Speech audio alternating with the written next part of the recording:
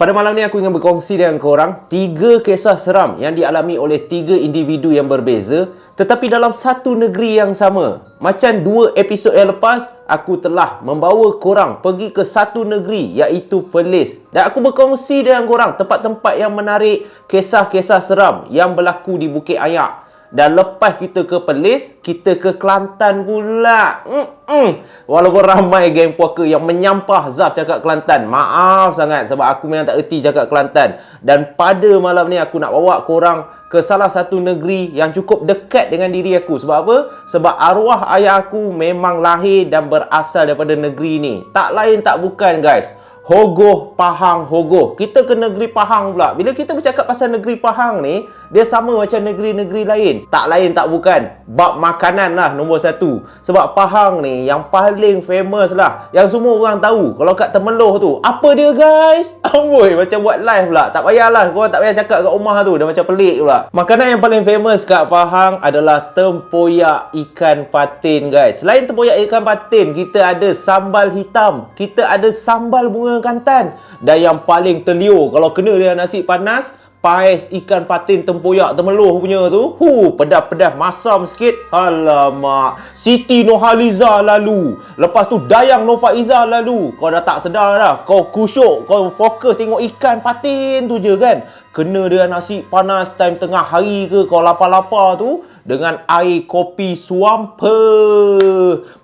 Meleleh air liur. So tak nak lah sebelum aku buat cerita mukbang ke, sebelum aku buat resepi masakan macam Chef Wan, marilah kita mulakan dengan kisah yang pertama yang berlaku pada tahun 70-an. Dah lama punya cerita ni. Dan kejadian ni berlaku di Kampung Temau. Mana Kampung Temau tu? Kampung Temau terletak di daerah Raub, Pahang. Ada tak geng puaka yang daripada Raub, Pahang? Komen dekat bawah ataupun komen kat tepi ni semasa live. Korang bagi tahu orang-orang yang tak tahu apa benda-benda yang menarik yang ada dekat negeri Pahang. Dan kejadian ni berlaku kepada pasangan suami isteri yang bernama Sudin dan juga Intan. Sudin dan Intan ni merupakan salah seorang penduduk di Kampung Temau tu.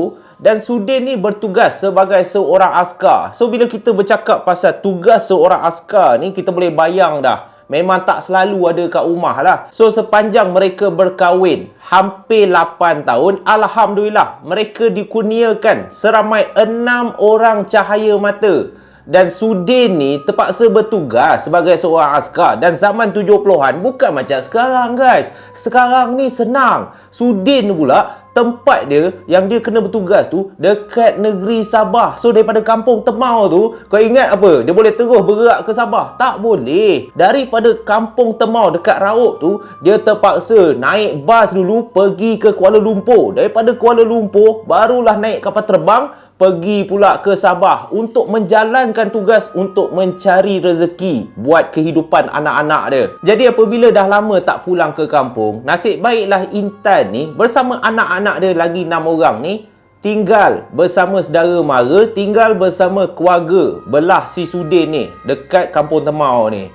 So adalah anak-anak buah si Sudin ni, saudara mara yang tolong tengok-tengok ke Intan sepanjang Sudin ni pergi bertugas. Dan nak dijadikan cerita pula lagi, orang cakap Sudin ni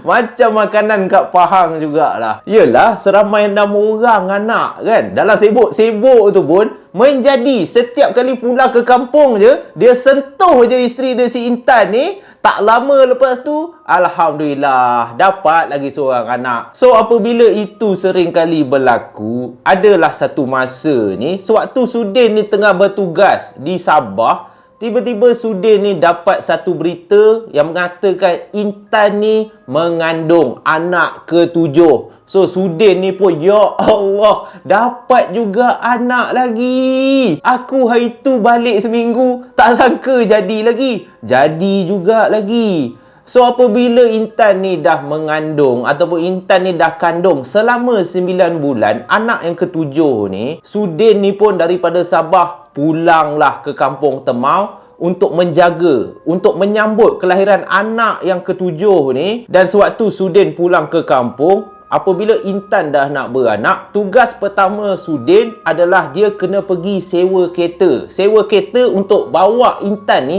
pergi ke hospital dekat area Raub tu. Yelah, takkan nak jalan kaki. Tahu Sudin ni askar, takkan dia nak dukung isteri dia si Intan ni kan. Anak dah nak keluar dah ni. Dan pada malam tu, lebih kurang pukul 10, dia pun dah call dah Pak Man ni toke penyewa kereta yang terkenal kat Kampung Temau. So daripada rumah dia terpaksa berjalan kaki. Tapi sebab dah pukul 10 malam, Sudin ni ajaklah salah seorang anak buah dia yang dia panggil Along je untuk teman dia bersama-sama pergi ambil kereta dan bawa Intan ni pergi ke hospital. Jadi apabila pukul 10 malam tu, disebabkan zaman 70-an, Sudin ni pun bawa bersama-sama obor. Sebab dulu tak ada lah torchlight pelita ke apa.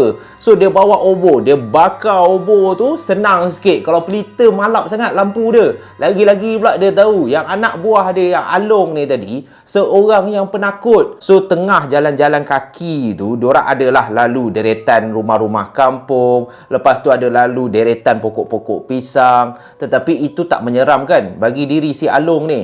Tetapi apabila sampai di salah satu deretan pokok-pokok ara, tiba-tiba Sudin ni terkejut sebab anak buah dia ni tadi, si Along ni, melompat dan terus peluk tangan dia. Dah lah dia tengah pegang obor tu. Kejap kan kalau kau dah terbakar kan. Jadi Sudin ni marahlah anak buah dia. Along, apa hal yang kau jalan elok-elok lah. Kenapa kau ni? Lalu Along pun cakap lah dekat Pak Teh. Dia panggil Sudin ni Pak Teh lah. Pak Teh, Along takut lah Pak Teh. Sebab tu Along tak nak pergi. Pada awalnya Sudin ni tak faham. Apa yang kau takut sangat ni? Sepanjang perjalanan tadi okey je. Relax je lah. Kita dah nak sampai dah kat rumah Pak Man tu. Engkau ni. Tapi Along ni tak lepaskan genggaman dia daripada Pak Teh dia ni. Dia tetap peluk lengan si Sudin ni. Jadi apabila Sudin berkali-kali tanya si Along ni, apa yang kau takut sangat? Barulah Along ni bagi tahu, Pak Teh, ni kat tepi ni, alah, banyak pokok ara lah. So Sudin pun tanyalah lagi, apa kena-mengena? Biar je lah pokok tu. Dia kacau kau ke? Dan Along katakan, itulah Pak Teh ni jarang balik sini. Sampai dah tak tahu dah. Pak Teh, menurut orang kampung, pokok ara ni tempat tinggal benda tu lah. Apa dia tak nak cakap? Yalah, orang cakap kalau cakap nama betul, jakang menyeru, kejakkan benda tu muncul. So Sudin ni paksalah anak buah dia. Benda apa muncul? Benda apa? Kambing? Bukan kambing lah. Benda tu lah. So Pak Teh ni pun, Sudin ni tak puas hati lah. Cakap je lah apa benda. Terus terjerit Along ni. Lang suwe. Alah, Along dah tersebut. Lang suwe lah Pak Teh. Pokok ara ni banyak lang suwe. So bila dengar anak buah dia si Along ni cakap lang suwe, tergelaklah sedikit si Sudin ni. Yelah, lagi-lagi dia seorang askar. Alah, lawan orang betul pun dia tak takut. Pegang senjata, tembak musuh pun dia tak takut. Ini kan lang suwe. Bagi diri si Sudin, apalah kau ni Long. Dah besar pun penakut. Apa? Lang suwe duduk kat pokok ara? Ameh ikut Pak Teh. Lalu Sudin ni pun tarik tangan anak buah dia menuju ke salah satu pokok ara tu. Jadi bila dah makin dekat, Along ni makin takut lah. Dia tak tahu apa yang Pak Teh nak buat ni. Tak payahlah. Jomlah, cakap nak pergi ambil kereta. Tapi Sudin ni cakap kat anak buah dia, aku nak ajar kau ni supaya kau ni tak penakut sangat. Sini, aku ajar kau lang suwe. Ni, aku ajar macam mana nak halau lang suwe. So Sudin ni pun pergi dekat salah satu pokok ara tu. Dia pun ambil obor dia dan dia terbalikkan obor dia. Jadi bila kau pegang obor, bila kau terbalikkan, api tu akan lagi marak lah. So itulah yang Sudin buat. Berdekatan salah satu pokok ara tu, Sudin terbalikkan obor dia.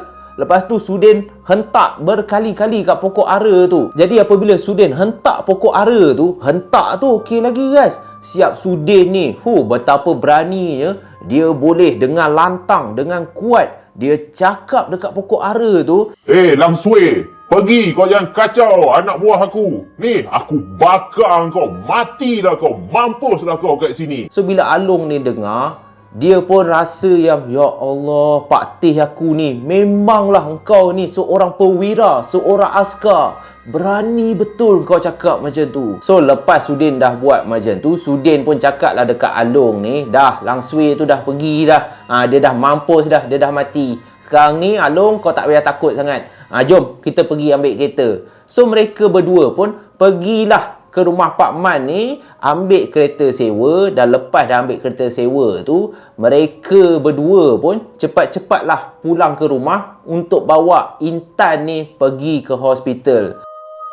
Sebaik saja Sudin sampai di hadapan rumah dia, baru dia turun kereta bersama Along ni, mereka berdua dikejutkan dengan satu suara yang pada awalnya Sudin ni ingatkan suara daripada isteri dia si Intan dekat dalam rumah ni. Tetapi suara tu datangnya daripada tempat duduk belakang di dalam kereta mereka.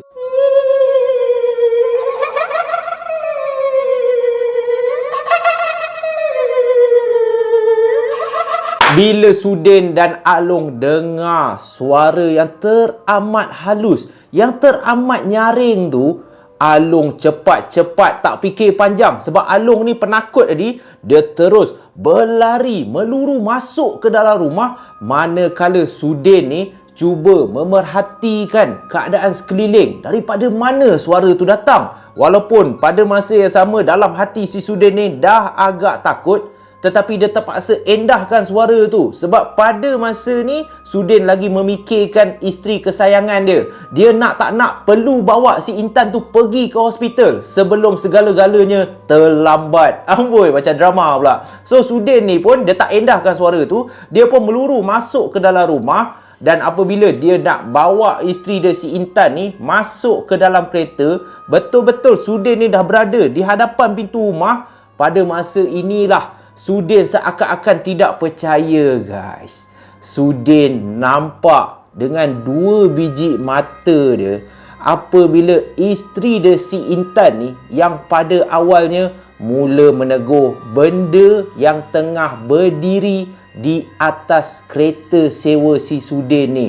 Waktu dekat depan pintu rumah tu, tiba-tiba Intan ni yang daripada tadi dah menahan sakit nak beranak anak ketujuh ni, tiba-tiba Intan ni cakap dekat suami dia si Sudin, Abang, sabar bang.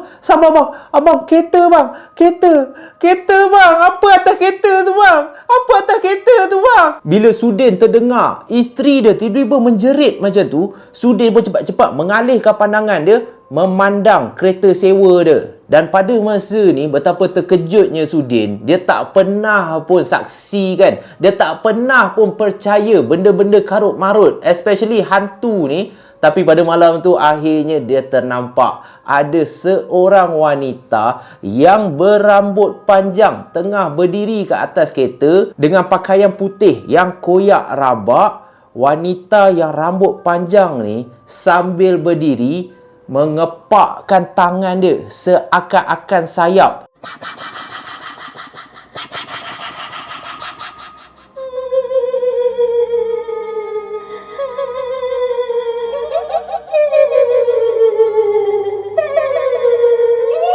Bila Sudin dah ternampak Lang Sui tu dengan rupa yang teramat menakutkan, dengan suara yang teramat menggerunkan. Lama tak guna ayat tu. Sudin pun cepat-cepat tarik isteri dia si Intan ni masuk balik ke dalam rumah. Sedara mara yang ada kat dalam rumah tu, termasuk anak-anak buah si Sudin ni, turut mendengar bunyi hilai ketawa daripada Lang Sui tu. Semua dah takut dah, termasuk Sudin ni.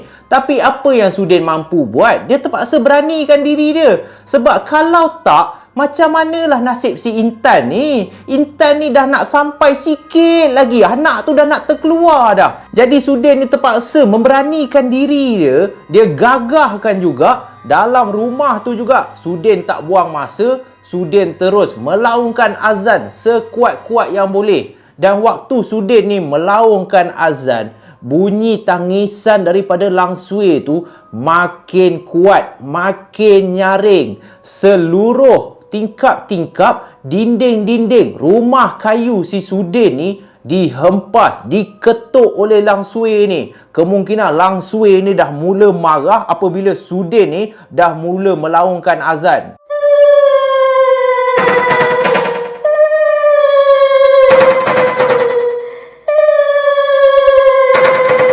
Dalam keadaan yang teramat tegang, bunyi Lang Sui ni dah mula pandai dah. Ketuk tingkap, hempas pintu apa semua. Sudin tak mengalah. Lagi-lagi pula bila Sudin ni nampak isteri dia si Intan ni dah lah menahan sakit. Intan ni dah mula takut. Termasuk anak-anak buah si Sudin ni.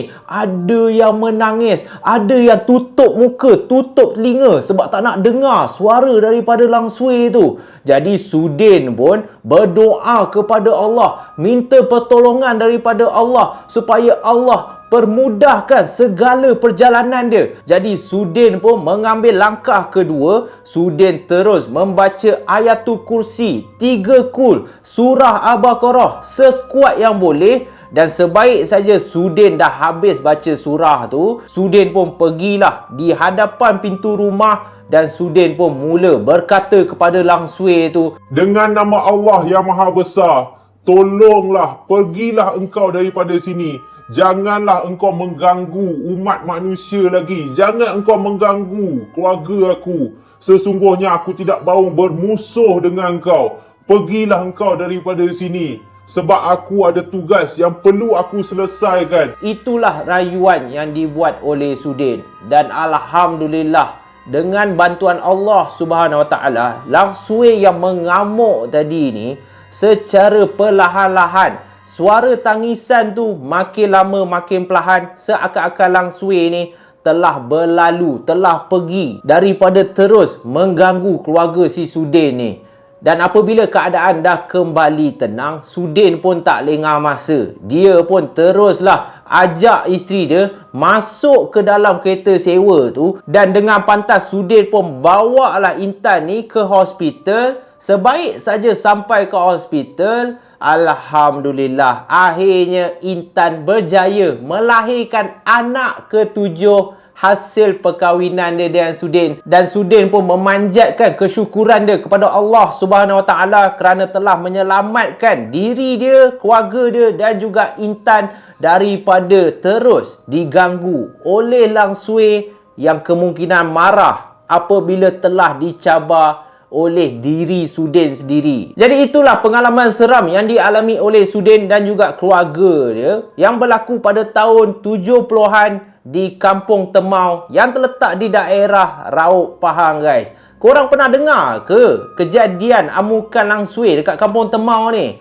Memang betul ke Lang Sui ni sering kali mengganggu penduduk, terutamanya di daerah Pahang ni? Sebab Sudin katakan daerah Pahang ni terutamanya dekat pokok-pokok ara zaman dululah cukup terkenal. Orang kampung memang takut. Lagi-lagi selepas pukul 12 malam ke atas, orang kampung kalau nak berjalan ataupun nak keluar rumah, diorang akan elak lalu berdekatan dengan pokok ara. Sebab pokok ara ni menurut penduduk tempatan adalah tempat tinggal ataupun tempat kesukaan Lang Sui. Lang Sui suka duduk situ. Bila nampak kau jalan je, mulalah dia ikut kau balik. Dan lagi teruk apabila engkau mula mencabar benda tu dan akhirnya memakan diri sendiri, guys. Kisah yang kedua pada malam ni diceritakan oleh Syuhada. Syuhada ni asal orang Perak. Keluarga dia pun memang berasal daripada Perak. Tetapi apabila bapa dia bekerja sebagai pegawai polis, tiba-tiba bapa dia terpaksa bertugas di salah sebuah IPD yang terletak dekat negeri Pahang. Jadi apabila dah terpaksa posting dekat negeri Pahang tu, bapa Syuhada ni pun bawalah semua ahli keluarga dia untuk tinggal bersama-sama dia di kuartus polis. Tetapi daerah mana dekat Pahang tu Syuhada ni tak ada bagi tahu. Kemungkinan disebabkan ialah tak naklah nanti ada geng puaka yang mulalah mencari kuartus mana yang berhantu ni. So Syuhada ni tak nak menimbulkan fitnah. Jadi apabila Syuhada bersama keluarga dia, satu keluarga dia dah berpindah masuk ke kuartus polis tu. Pada masa ni Syuhada masih kecil lagi. Dan Syuhada ni satu benda yang dia tak pernah sangka, dia mempunyai satu kelebihan, mata hijab dia terbuka. Lately ni, sejak kebelakangan ni, Zaf perasan kiriman email yang Zaf dapat, lepas tu kenalan-kenalan baru kan. Contoh dia macam YouTuber Ikali. Ikali ni pun boleh nampak juga. Aimi Lulubi pun boleh nampak. Dan ramai juga rupanya yang mata hijab terbuka ni. Zaf dah tak rasa lonely dah. So kita nak berbalik kepada Syuhada ni. So Syuhada ni macam mana dia boleh tahu tau mata hijab dia terbuka? Sewaktu umur 8 tahun, dia dah duduk kat quarters polis tu. Adalah satu malam ni, Syuhada ni masuk bilik ibu dia untuk menunaikan solat Isyak. So waktu Syuhada ni tengah nak solat, di depan Syuhada, betul-betul Syuhada ni menghadap ke arah amari. Amari kayu tau. Amari kayu tu Syuhada katakan dia lain macam sikit sebab dia amari yang ada lubang-lubang kecil. So melalui lubang tu bolehlah nampak. Kalau kita letak barang-barang dalam amari tu boleh nampak. Cumanya tak berapa nak jelas lah. Kena tengok betul-betul baru boleh nampak. So waktu Syuhada ni angkatlah takbir. Allahu Akbar. Rakaat pertama macam biasa. Okey, tak ada hal. So Syuhada ni pun meneruskan rakaat kedua. Allahu Akbar. Dah rukuk, sujud apa semua, tahiyat awal. Lepas tu dia bangun. Dan sebaik sahaja Syuhada ni rukuk rakaat ketiga, dan bila dia angkat muka dia, tiba-tiba dia terpandang amari yang ada kat depan dia ni. Dan daripada lubang-lubang yang ada kat amari tu, seakan-akan, pada awalnya dia tak yakin, tetapi seakan-akan dia nampak macam ada orang duduk dalam amari. So disebabkan dia tengah solat, dia tak nak ganggu khusyuk dia. Walaupun umur 8 tahun, tak adalah khusyuk mana, tapi selagi boleh dia nak cuba fokus lah dengan solat dia tu. So dia pun terus sujud rakaat ketiga, dan dia bangun untuk selesaikan solat dia rakaat keempat. So waktu rakaat keempat ni, lepas dah rukuk, lepas dah sujud, tahiyat akhir. Tahiyat akhir tu dia cuba jeling, dia cuba pandang balik ke arah amari tu, dan kali ni barulah dia yakin memang ada orang dalam amari bilik ibu dia ni. Dan orang tu rupa dia seakan-akan nenek tua, seorang nenek yang muka berkedut, tetapi nenek ni dia tak senyum tetapi seakan-akan marah, tepat memandang ke arah Syuhada yang tengah menunaikan solat ni. So apabila Syuhada dah nampak daripada lubang-lubang kat amari tu adanya muka nenek, Syuhada ni dah terketar-ketar. Pada masa tu Syuhada fikir kan, dia nak cabut lari je, dia nak keluar pergi mendapatkan mak dia. Tapi pada masa yang sama, disebabkan dia dah rakaat terakhir, dah tahiyat akhir pun, apalah salahnya dia tahanlah sikit, dia cuba kawal ketakutan dia dan selesaikan solat tu. Tetapi ni yang menakutkan guys. Sebaik saja dia kasih salam yang pertama, Assalamualaikum warahmatullahi. Bila dia pandang ke arah kanan, nenek yang duduk dalam amari tadi ni tiba-tiba dah duduk dekat sebelah Syuhada. Waktu Syuhada pandang ke arah kanan, nenek yang duduk kat sebelah dia ni turut memandang, turut memalingkan muka dia memandang tepat ke arah Syuhada. So bila Syuhada dah nampak macam tu, dia tak sempat untuk selesaikan salam yang kedua sebab muka nenek tu memang rapat gila dengan muka dia. Jadi Syuhada pun menjerit sambil menangis, pergi ke bilik bapa dia untuk dapatkan mak dan juga ayah dia. Mak ayah Syuhada pada masa tu, diorang tak tahu apa yang jadi. Diorang pun pelik. Syuhada ni cakap ternampak hantu, ternampak hantu, ternampak hantu. Tapi bapa dia tenangkan dia dengan bapa dia cakap, tak apa, ayah percaya, ayah percaya. Tetapi tu semua adalah gangguan syaitan. Syaitan ni tak suka anak ayah ni solat. Syaitan ni memang saja kacau anak ayah. Dah, tak payah takut dah. Begitu baik. Alhamdulillah. Nasib baiklah bapak dia bukan macam orang-orang lain tau. Ada sesetengah bapak, apabila budak-budak kecil, anak-anak dia orang ni cakap ternampak hantu, tak pasal-pasal kena marah.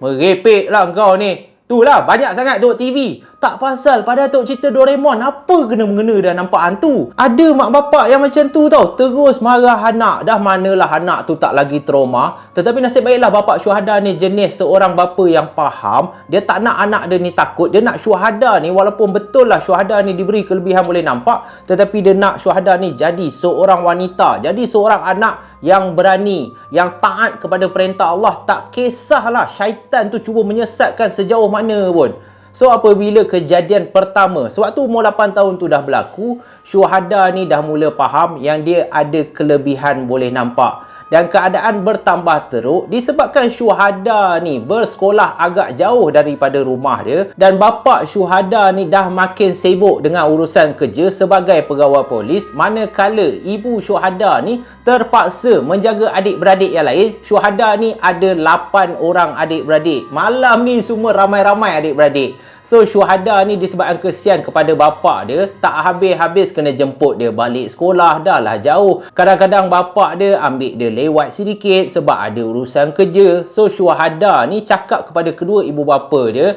apa kata daripada nak menyusahkan ayah macam ni, dia duduklah dekat hostel. So bila dah berbincang apa semua, nak dipendekkan cerita ni, syuhada pun mak bapak dia setuju, okey duduklah kat hostel. Nasib baik sekolah kau ada hostel. So syuhada pun tinggallah dekat asrama apabila dia dah masuk tingkatan 1 sehinggalah tingkatan 5. Sewaktu syuhada baru masuk hostel tu, syuhada katakan hostel ni dekat Pahang juga, tetapi dia tak nak bagi tahu lokasi. Tapi sekolah dia ni berada di atas bukit sedikit. Mana geng puaka yang duduk Pahang yang tahu kawasan yang syuhada maksudkan, korang komenlah dekat bawah sekolah mana sebenarnya yang atas bukit sikit. Dan syuhada ni merupakan first batch, kira orang yang terawal tinggal dekat asrama pada masa tu. So sepanjang syuhada tinggal dekat asrama, ada 2 kejadian yang dia tak dapat lupakan. 2 kejadian seram yang berlaku di dalam dom ataupun di dalam bilik asrama syuhada. Dan kejadian ni apabila Zaf dengar pun, seram weh. Kejadian yang pertama yang berlaku kepada syuhada sepanjang dia tinggal kat asrama tu, semasa dia berada di tingkatan 2 ataupun form 2 lah. So malam tu dia ada prep. Prep ni apa pula? So kalau geng-geng puaka yang mana tak tinggal kat asrama mungkin tak faham maksud prep. Prep adalah kelas malam. So syuhada ni kelas malam dia sampai pukul 11. So lepas dah habis kelas malam tu, dia pergilah ke dewan makan untuk supper, untuk makan malam. Adalah tembikai, teh panas untuk santai-santai minum sebelum masuk ke dom masing-masing ataupun masuk ke bilik asrama masing-masing. Dan bilik syuhada ni berada di tingkat 2. Asrama dia ada 3 tingkat. So syuhada ni bilik dia dekat tingkat 2. Jadi pada malam tu, tak tahu kenapa dia bersama 3 orang lagi kawan dia tak boleh tidur, sedangkan lampu dalam bilik asrama tu pun dah dipadamkan. Tapi diorang ni plan nak berborak. So diorang rapatkan katil. So diorang pun berborak lah, berborak tanpa diorang sedar, sebabkan topik pada malam tu agak menarik. Syuhada bersama kawan-kawan dia ni bercakap agak kuat, bergelak ketawa, sehingga adalah senior yang duduk kat asrama tu datang kat bilik dia orang, siap tegur syuhada and the gang ni. Assalamualaikum. Weh, korang ni dah nak dekat pukul 2 pagi, tak erti nak tidur ke apa? Tak kisahlah kalau nak borak pun, tapi suara tu kawallah sikit. Dah pagi tau. Pelajar-pelajar lain nak tidur, hormatlah sikit. So bila senior tu dah cakap macam tu, syuhada dengan kawan-kawan dia ni pun minta maaf lah. Kemungkinan diorang ni dah terleka sangat, dah rancak sangat berborak, sehinggakan suara diorang rupa-rupanya memang kuat pada malam tu. Jadi apabila senior tu dah berlalu pergi, diorang pun cakaplah secara perlahan. Tetapi disebabkan excited, disebabkan topik pada malam tu menurut syuhada memang best gila berkenaan seorang lelaki yang handsome kat asrama dia orang ni. So perbualan tu jadi macam best tau. So suara diorang kembali kuat balik, bergelak lah, lepas tu bergurau senda lah. Jadi apabila mereka ni rancak berborak, adalah 2-3 kali syuhada ni pandang keluar tingkap sebab dia nampak macam ada benda bergerak tau. Tapi setiap kali dia pandang keluar tingkap, dia cuba perhatikan ada tak burung ataupun ada ke benda yang bergerak ke kiri ke kanan, ke kiri ke kanan. Dia tak nampak apa-apa pun. Dan kalau korang nak tahu, daripada bilik syuhada yang dekat tingkat 2 ni, dia boleh nampak sedikit balkoni dekat tingkat 3. Sebab setiap bilik ada balkoni kecil sikit. So bila dia pandang keluar tingkap, dia pandang dekat balkoni di tingkat 3 ni, okey, tak ada apa. So dia terus borak. Tetapi apabila 2-3 kali dia pandang, kali ketiga tu syuhada ternampak sesuatu yang tak sepatutnya dia nampak pada masa tu. Lagi-lagi pula jam dah nak menunjukkan pukul 3 pagi. Bila dia tengah berborak, dia pandang keluar tingkap, syuhada nampak ada sepasang kaki yang berwarna putih. Memang pucat, seakan-akan kaki macam kaki mayat. kaki mayat ni terhuyung hayang di balkoni tingkat 3 tu, terjuntai ke bawah dan kaki ni seakan melambai-lambai dekat tingkap tu tau. Pada awalnya syuhada ni dah agak takut lah. Ada ke pelajar lain yang pagi-pagi duduk dekat balkoni? Dan kalau ada pun, kenapa pelajar ni pergi juntai kaki dia? So disebabkan tak nak takutkan kawan-kawan dia yang lain, syuhada ni pun buat-buat penat. So dia pun ajaklah kawan-kawan dia yang lain ni untuk masuk tidur sebab mata dia dah barai gila dah. Padahal syuhada ni tak ngantuk pun. So bila macam tu, kawan-kawan dia yang lain ni pun bersetuju. So disebabkan diorang dah rapatkan katil, diorang pun tidurlah sederit macam tu. So waktu tengah tidur-tidur, syuhada ni tak tahu pukul berapa, tiba-tiba mereka semua seramai 4 orang ni masing-masing terjaga disebabkan katil mereka digegar ataupun bergegar dengan agak kuat tau.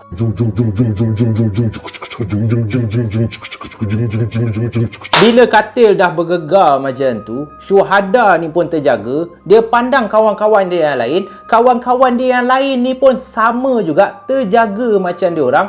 Tetapi mereka semua pelik sebab siapa yang gegar katil sekarang ni? Muka masing-masing dah pucat, muka masing-masing dah takut dah. So keempat-empat mereka termasuk syuhada ni melompat daripada katil tu pergi ke arah amari di dalam bilik diorang. Dan alangkah terkejutnya syuhada apabila dia pandang ke arah katil diorang yang bergegar ni tadi. Syuhada perhatikan dekat bawah katil tu ada orang tengah baring kat bawah katil. Orang yang tengah baring kat bawah katil ni berambut panjang, kuku jari yang teramat panjang dan lembaga ni meronta-ronta. Lembaga ni lah yang gegar katil dia orang. Nasib baiklah syuhada tak nampak muka. Tetapi syuhada katakan yang lagi menyeramkan, kawan-kawan dia yang lagi 3 orang ni tak nampak pun perempuan tu. Kawan-kawan dia yang lain ni hanya nampak katil tu bergegar. Syuhada je yang nampak dan syuhada je yang tahu. Sebab apa katil tu bergegar? Sebab ada perempuan yang tengah gegar dekat bawah katil. Dan disebabkan syuhada dah nampak, syuhada pun tutup mata dia. Syuhada ajak kawan-kawan dia untuk ikut dia. Baca juga ayat kursi, baca ayat 3 kul, Al-Fatihah berulang-ulang kali. Dan Alhamdulillah, katil diorang dah tak bergegar. Dan bila syuhada buka je mata, wanita yang tengah gegar katil diorang dekat bawah tu, wanita yang tengah baring kat bawah katil tu dah hilang dah. Dah tak tahu dah pergi ke mana.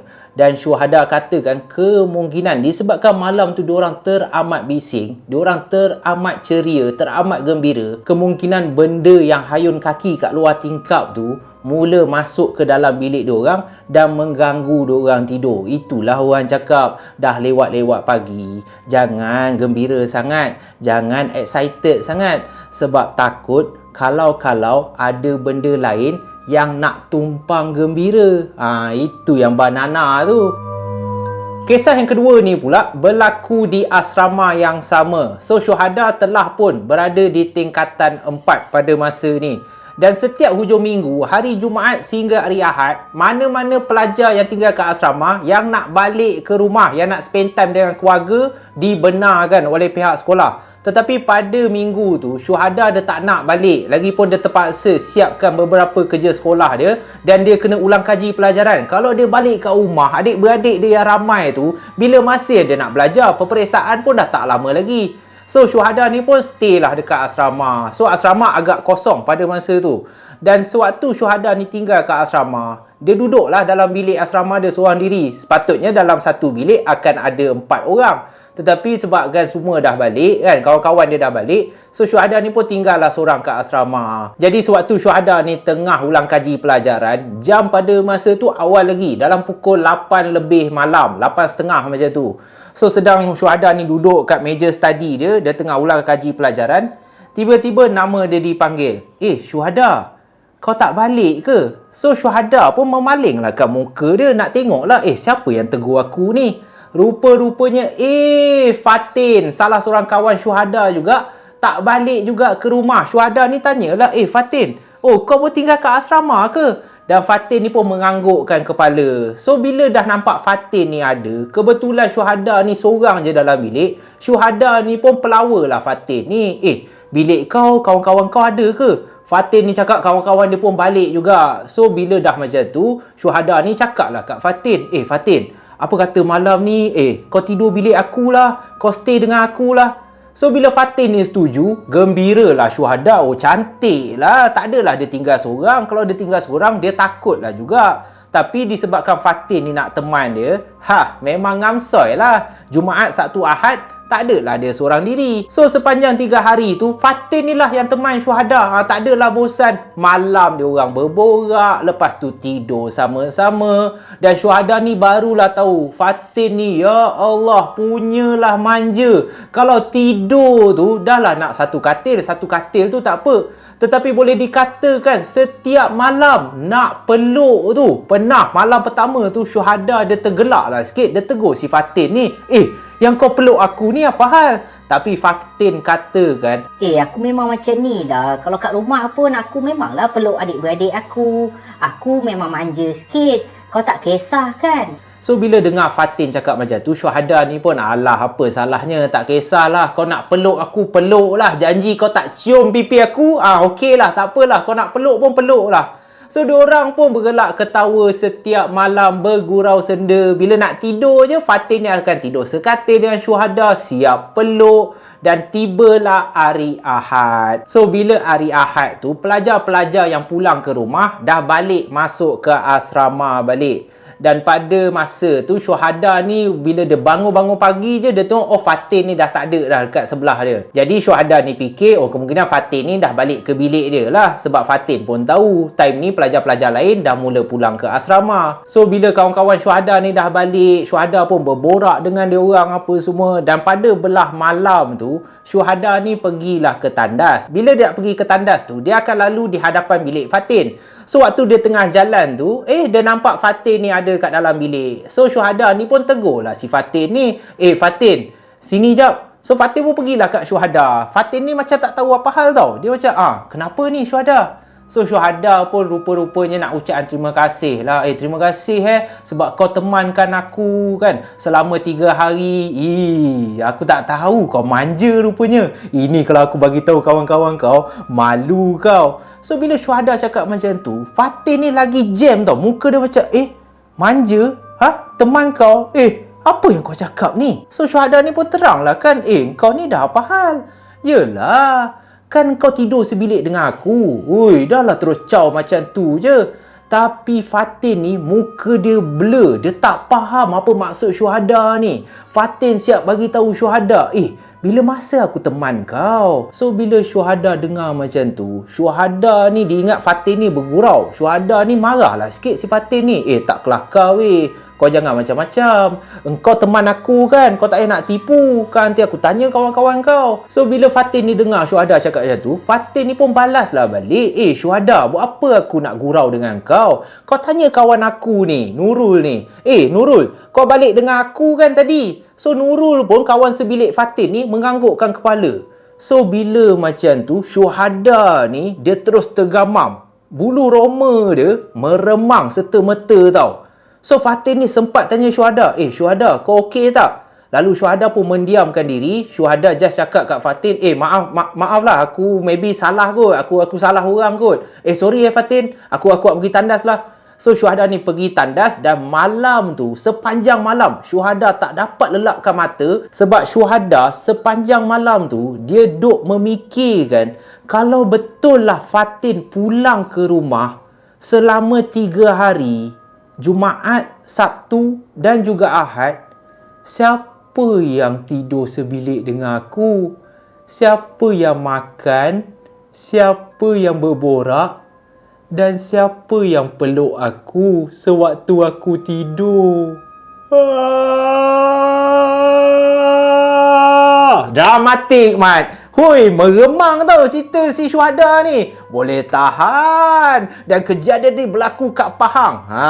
Ada tak pelajar-pelajar asrama yang korang bersekolah kat Pahang, yang pernah mengalami kejadian seram yang sama dengan syuhada ni, boleh juga komen dekat bawah. Kita rancakkan bahagian komen malam puaka dekat bahagian bawah ni ataupun dekat live ni. So tak nak lengah masa, aku nak teruskan. Dan kisah yang terakhir, kisah ketiga, kejadian seram yang berlaku di negeri Pahang. Kisah ketiga pada malam ni berlaku kepada Kamarul dan juga Aina. Kamarul dan Aina ni dikatakan telah bercinta, telah menjalinkan hubungan selama hampir 6 tahun guys. Nun dia. Dahsyat betul hang ni Kamarul. Sampai 6 tahun hang bawa anak dara orang tu. Apa punya kepala dongga hang ni. Tetapi Kamarul katakan selepas 6 tahun dah bercinta, dah kasih dan sayang, di antara mereka berdua ni dah makin kuat. Kamarul ni tak sabar nak bawa Aina ni pulang ke kampung dia yang terletak di Bandar Chini untuk mengikat tali pertunangan. Dan seperti yang telah dijanjikan, pada hari tersebut Kamarul pun bawa lah Aina ni untuk pulang ke kampung yang terletak di Bandar Chini. Dalam perjalanan tu Kamarul dan Aina ni bergurau senda lah. Kamarul ni cakap lah, sekarang ni you percaya tak, selama 6 tahun ni cinta I terhadap you tak pernah sedikit pun berkurang. Lalu Aina ni pun cakap, Ya Allah sayang, betul. I tak sabar nak jumpa parent you. Nanti I dah jadi tunangan orang. begitulah berbunganya hati Aina dan Kamarul ni. Seperti merpati dua sejoli. Tak boleh dipisahkan. Lautan api sanggup kurunangi. Macam itulah lebih kurang. So dalam perjalanan tu, hari pun dah lewat malam juga. Tak adalah lewat malam. Dah menunjukkan pukul 8 malam. Jalan pun dah gelap dah. Tiba-tiba sewaktu dalam perjalanan tu, Aina ni buka mulut. Dia terus cakap kat Kamarul, sayang, kalau nak balik Bandar Chini, kita ikut jalan Muazzam Shah lah. Dekat sikit. So Kamarul ni dia jadi pelik lah. Dia rasa tak sedap hati dah. Dia cakap lah dekat Aina, kenapa nak kena ikut jalan Muazzam Shah? Tak payahlah, jalan tu I rasa jauh lagi lah. Tetapi Aina ni tarik muka. Tak tahu kenapa, dia seakan-akan macam merajuk tau. So bila Kamarul tengok Aina ni macam merajuk, Kamarul ni walaupun dia berat hati, dalam hati dia dah maki hamun dah. Perempuan ni, aku geram je dengan kau ni. Tak ikut salah, ikut pun salah. Lalu Kamarul pun disebabkan tak nak bergaduh dengan Aina, Kamarul pun cakap lah, okey lah sayangku Intan Payung, I bawa lah, I ikut lah jalan Muazzam Shah tu. Dah, tak payah merajuk dah. So Aina ni pun kembali tenang balik. Dia pun senyum balik. Tetapi masih menjadi persoalan bagi diri Kamarul. Kenapa Aina ni nak ikut jalan Muazzam Shah? Apa yang ada kat jalan tu? Kenapa yang dia nak sangat? So tak apalah, disebabkan Kamarul ni dah faham dah perangai perempuan ni. Kadang-kadang bila diorang ni gembira, benda-benda pelik yang diorang nak. So sewaktu Kamarul ni melalui jalan Muazzam Shah ingin menuju ke Bandar Chini tu, jalan tu walaupun pukul 9 malam, pukul 10 malam dah tak banyak kereta. Padahal bukannya lewat malam pun, kereta ada 1-2 je. So Kamarul ni memandu kereta tu secara perlahan disebabkan Kamarul ni dia lupa nak bawa spek dia, dia lupa nak bawa kacamata dia. Dah lah Kamarul ni silau. Cahaya daripada kereta tu kadang-kadang menyakitkan mata Kamarul ni. So sewaktu dalam pemanduan tu, tiba-tiba lagi sekali Kamarul ni terkejut sebab Aina ni cakap lagi sekali kat Kamarul, sayang. Slow lah kereta. So Kamarul ni tanyalah balik Aina, kenapa you ni? I bawa slow lah ni. Nak slow mana lagi? Apa hal ni sayang? You duduk diam-diam je lah. Lalu Aina pun cakap dekat Kamarul, tak ada. Cuba you tengok belah kanan tu. Tu orang ke? Perempuan tu jalan seorang-seorang ke dekat kawasan gelap ni? So bila Aina cakap macam tu, Kamarul ni pun pandanglah ke belah kanan jalan ni. Dan memang betul pun, apabila Kamarul tengok, Kamarul pun terkejut. Betul lah sayang, ada perempuan jalan lah. Dia ni daripada mana jalan seorang-seorang dekat jalan gelap macam ni? Memang ada perempuan yang tengah berjalan seorang diri, tetapi dia macam berlari-lari anak.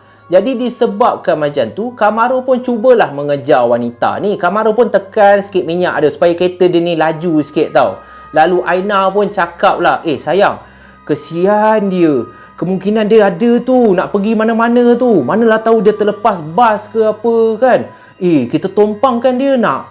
Bila dengar je Aina ni tiba-tiba baik hati pula. Nak tumpangkan malam-malam ni. Dah lah tak kenal perempuan tu siapa. So Kak Maro pun cakap lah kat Aina, tak payahlah. Zaman sekarang ni tak boleh percaya tau. Kan kejap kan kita tumpangkan, manalah tahu perompak ke. Kita mana kenal perempuan tu. Tapi lagi sekali Aina ni tarik muka. You ni tak baik tau. Tengok orang dalam kesusahan tak nak tolong macam tu. You ni pentingkan diri lah. I tak sukalah you macam ni. So Kak Marul ni terpaksa mengalah lagi sekali. So Kak Marul ni pun memperlahankan kereta dia. Dia ikut je lah apa yang Aina ni nak tumpangkan. Boleh lah tumpang lah kan. So semasa Kak Marul memperlahankan kereta dia, Kak Marul nak tumpangkan perempuan ni. Tapi yang peliknya, Kak Marul ni tak dapat kejar perempuan ni. Makin perlahan, perempuan ni seakan-akan makin jauh. So, bila macam tu, Kak Marul ni tekan sikit minyak dia. Tapi perempuan ni makin jauh lagi. Sampai Kak Aina ni tegur, B, lajulah sikit you bawa. You ni makin jauh pula. Sampai Kak Marul cakap Kak Aina, you tengok ni, dah 60 km sejam dah. I dah tekan lah ni, nak laju mana lagi? Perempuan ni macam mana boleh ke depan lagi ni? Macam mana perempuan ni boleh lagi laju daripada kereta kita? So, bila Kak Marul dah tunjuk kat Aina, meter dia dah 60 km sejam, tetapi perempuan ni seakan-akan diorang tak boleh potong. Pada masa ni lah, Aina dah mula meremang. Dia dah mula rasa tak sedap. Macam mana Kak Marul pada awalnya rasa tak sedap, sekarang ni Aina yang cakap dekat kekasih hati dia, Kak Marul ni. B, I rasa kan, you terus je lah B, you tekan laju sikit B. I rasa yang tu bukan orang B. I rasa tu bukan orang. So bila Kak Marul dengar Aina cakap macam tu, Kak Marul ni pun tak lengah masa. Dia terus mempercepatkan kereta dia. Dia terus tekan minyak tu sekuat yang boleh, selaju yang boleh. Dan Kak Marul ni sempat cakap dekat Aina ni, itulah you. I dah cakap daripada tadi I tak nak ikut jalan ni. You degil. I dah cakap tak nak tumpangkan perempuan ni. You degil. So Aina ni pun dah ketakutan dah. Dan sewaktu Kak Marul akhirnya dapat memintas perempuan yang misteri ni. Apabila Kak Marul dah memintas perempuan ni, Kak Marul sempat memandang cermin sisi dia tau. Dia nak tengok kelibat perempuan ni masih ada ke tak. Dan lagi sekali Kak Marul terkejut. Sebab bila dia tengok perempuan ni, rupa-rupanya wanita ni tidak mempunyai wajah. Muka perempuan ni hanya hitam sahaja. Kak Marul tak nampak pun muka dia. So pada saat itulah Kak Marul dah tahu yang perempuan ni merupakan gangguan. Wanita inilah yang sering kali diperkatakan oleh pemandu-pemandu yang melalui Jalan Muazzam Shah pada lewat malam. Diorang akan nampak seorang wanita yang berlari-lari anak. Dan apabila diorang memotong saja nak tengok muka perempuan ni, rupa-rupanya perempuan ni tak ada muka. Dan semasa Kak Marul ni sedang leka memandang cermin sisi tu, dengan pantas Aina ni terus tegur Kak Marul ni, B, ke kiri B, ke kiri. You dah masuk arah bertentangan ni. So Kak Marul bila dengar Aina cakap macam tu, dia pun pandang balik ke depan. Dan memang betul pun, kereta dia dah termasuk ke arah bertentangan, hampir bertembung dengan kereta yang datang daripada arah bertentangan. Kak Marul ni cepat-cepat balas balik steering dia dan masuk ke laluan dia balik. Allahu Akbar. Kak Marul ni tak sedar yang rupa-rupanya dia seperti hayal, dia seperti leka tengok perempuan yang tak ada wajah ni. Dan bila mereka dah sampai dekat rumah keluarga Kak Marul, keesokan harinya Kak Marul pun menceritakan kepada keluarga dia, kepada adik-beradik dia apa yang berlaku. Dan menurut ibu bapa Kak Marul, itu bukan kejadian pertama. Penampakan perempuan tanpa wajah di Jalan Muazzam Shah tu dah banyak kali dah berlaku. Sebab itulah jalan tu pun dah meragut nyawa. Ramai yang aksiden. Dan ada orang percaya kelibat wanita tu, kalau kita terlalu fokus, kita terlalu leka tengok perempuan ni, itu boleh menyebabkan kenderaan kita hilang kawalan dan akhirnya bertembung dan berlaku kemalangan maut. So bila Kak Marul dengar macam tu, nasib baiklah umur dia masih panjang. Dan nasib baiklah Aina ni cepat tegur dia pada malam tu. Kalau tak, Allahu Akbar, kemungkinan besar nyawa Kak Marul dan nyawa Aina ni melayang. Kalau ada geng puaka yang pernah melalui Jalan Muazzam Shah ni pada lewat malam, korang ada tak mengalami apa-apa kejadian yang menyeramkan